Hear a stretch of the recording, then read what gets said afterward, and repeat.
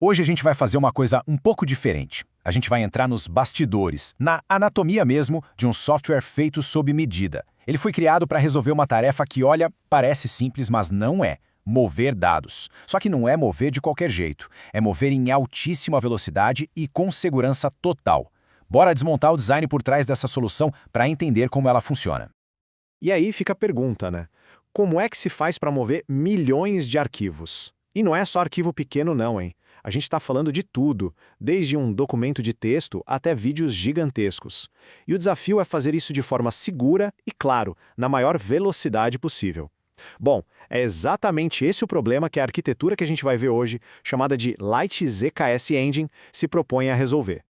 Então, o nosso roteiro é o seguinte: a gente começa entendendo o tamanho do desafio dos dados hoje. Depois, a gente vai mergulhar nos 3 pilares do sistema. O criptocofre, que cuida da segurança, o motor de velocidade, que, bom, o nome já diz tudo, e o orquestrador, que é o cérebro da operação. E para fechar, a gente vai pensar um pouco sobre o que transforma um simples código em um framework de verdade. Vamos começar pelo começo. Hoje em dia, quando a gente fala de backup, de migração de dados, não é mais só sobre copiar e colar. Esquece isso. É um quebra-cabeça muito mais complexo. A gente precisa de velocidade, de uma segurança que seja impecável e, talvez o mais importante, de confiabilidade. Cada passo do processo tem que ser à prova de falhas. E os objetivos aqui, olha, são bem ambiciosos. Primeiro, a meta é transferir terabytes de dados, com arquivos de todos os tamanhos imagináveis, na velocidade máxima, tipo usar 100% da capacidade da rede. Segundo, a segurança tem que ser zero knowledge, ou de conhecimento zero. O que isso significa? Que os dados são criptografados de um jeito que nem quem oferece o serviço consegue ler. E terceiro, o sistema precisa ser robusto no tratamento de erros. Se algo dá errado no meio do caminho, a operação não pode ser perdida. Ok. Então, como se constrói essa fortaleza em volta dos dados? É aí que entra o nosso primeiro pilar, o criptocofre. E a ideia aqui é muito clara. Segurança não é um extra, não é algo que a gente adiciona no final. É a base, o alicerce de tudo. O conceito-chave aqui é a criptografia do lado do cliente. O que isso quer dizer na prática? Que os arquivos são trancados num cofre digital ali mesmo no computador do usuário antes de serem enviados para qualquer lugar. E aquela abordagem Zero Knowledge que a gente falou, ela garante que a chave desse cofre, a única coisa que pode abrir os arquivos, nunca, jamais saia das mãos do dono dos dados. E o processo é super bem pensado. Olha só. Tudo começa com uma senha mestra que o próprio usuário fornece. A partir daí, o sistema usa uma técnica chamada PBKDF2HMC para transformar essa senha simples numa chave de criptografia super forte, quase impossível de quebrar.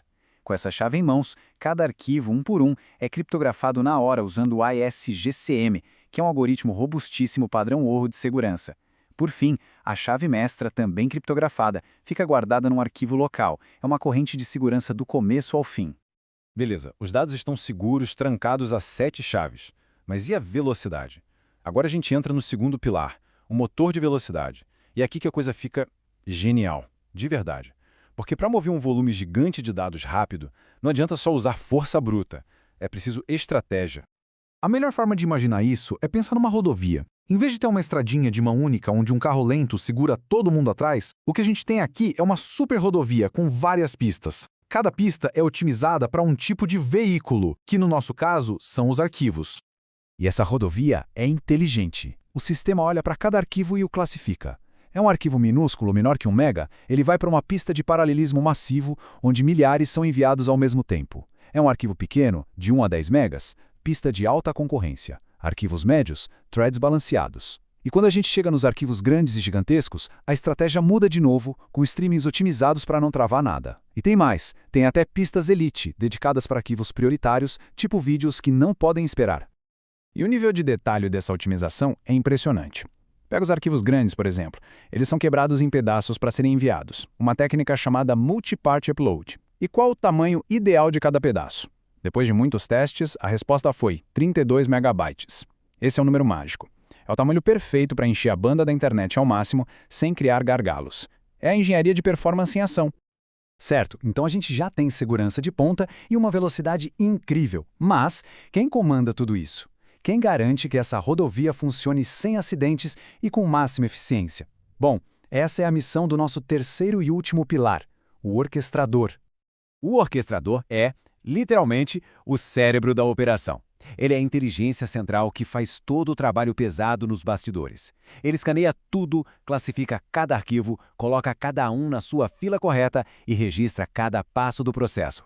É o maestro dessa sinfonia de dados. E não é um processo simples de ler e enviar. É bem mais sofisticado. Primeiro, ele faz um escaneamento super rápido para identificar todos os arquivos. Segundo, ele calcula um hash, que é como uma impressão digital do conteúdo de cada arquivo. Para quê? Para detectar duplicatas e não enviar a mesma coisa duas vezes. Terceiro, ele registra o status de tudo num banco de dados SQLite. Isso é crucial para rastrear o progresso e recuperar de falhas. E por último, ele distribui cada arquivo para a fila de performance certa, lá na nossa rodovia multipistas. E esse cérebro, o orquestrador, ainda tem outras cartas na manga. Ele oferece modos de performance que podem ser ajustados. Turbo, Mid ou Light, dependendo da necessidade. Ele também tem uma lista inteligente de arquivos para ignorar, sabe? Aqueles arquivos de sistema que não servem para nada, tipo thumbs.db. E talvez a função mais importante, ele permite retomar sessões. Se a internet cair, se o computador desligar, não tem problema. Ele sabe exatamente onde parou e continua dali. Isso, sim, é coisa de ferramenta profissional. Agora, quando a gente olha para tudo isso junto, o criptocofre, o motor de velocidade, o orquestrador, fica claro que o resultado não é só um programinha, um script. A maneira como essas peças se encaixam, como elas foram pensadas para trabalhar juntas, revela uma ambição muito maior. A gente está falando da criação de um framework de verdade. E o que define um framework, afinal? Um framework de verdade não nasce para resolver um único problema específico. Ele surge quando a gente combina componentes que são modulares, ou seja, independentes, com uma lógica que é robusta e um design que pensa no futuro, que é escalável. O objetivo é resolver não um problema, mas toda uma classe de problemas. E aqui a diferença fica gritante. Um script simples resolve um problema e pronto. Um framework resolve uma classe de problemas.